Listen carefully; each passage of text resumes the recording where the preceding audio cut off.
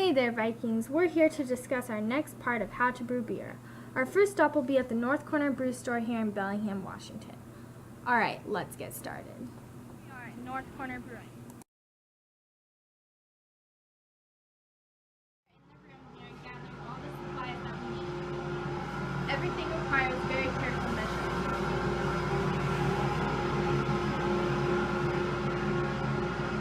During this process, it is very important that you make sure that you get the exact measurements and read the exact labels for what are needed on the little recipe.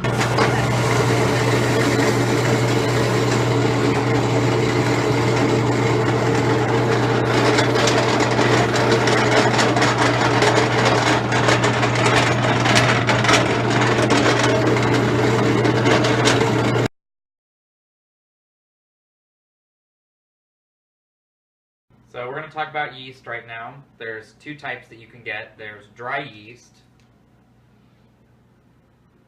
which requires no prep the day before and no extra equipment, and it's great for beginners.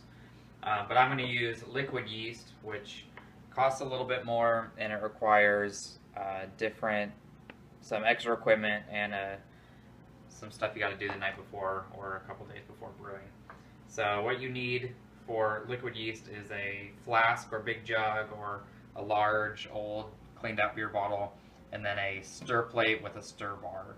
So we're going to make a standard 1 liter starter, and so you just need a liter of water and then about a cup or a cup and a half of dry malt extract, which you can get at a local homebrew store.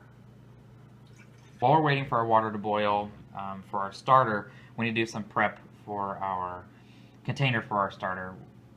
We have to sanitize it, and my preferred sanitizing solution is Star San because you don't have to rinse it. So once you make some Star San solution, mix it with water prescribed on the bottle. I have it in a little spray container, and then you just want to spray a pretty healthy dose into the container that'll have your starter liquid. So once our water starts to boil, you'll want to turn the heat down a little bit and pour in your malt extract, and make sure that you have a spoon handy to stir, because this has a you actually probably want to take it off your heat first and then pour it in and stir it up, because it has a very it's real likely to try to boil over during this period. So you want to keep watching. You don't want to step away during this step. So once it's all mixed in, and we turn our heat down a bit, we'll want to return it to the heat. And keep stirring while it's on heat, and let this boil for about 10 minutes, and then we'll be on to the next step.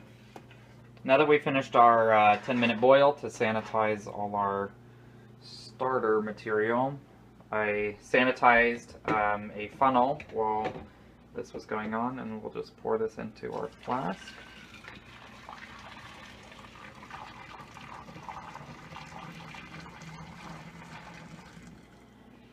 Now that we've got it in there, we're going to set up a cold water bath to cool this down to room temperature.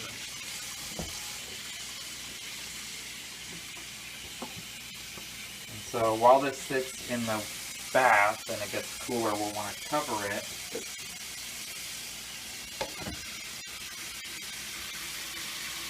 with a little piece of tin foil so nothing falls in. And now we wait until this is room temperature to do anything else. Alright, so now that our starter is all cooled, we've got our yeast. I'm just going to open it up and pour it on in.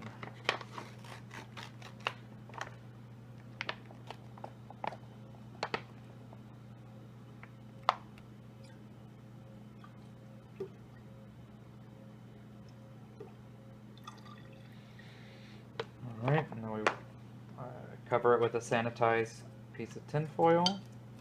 I already put the stir bar in. Now we just set it down and we'll let it stir. And we'll let it stir overnight, and then it'll all be ready.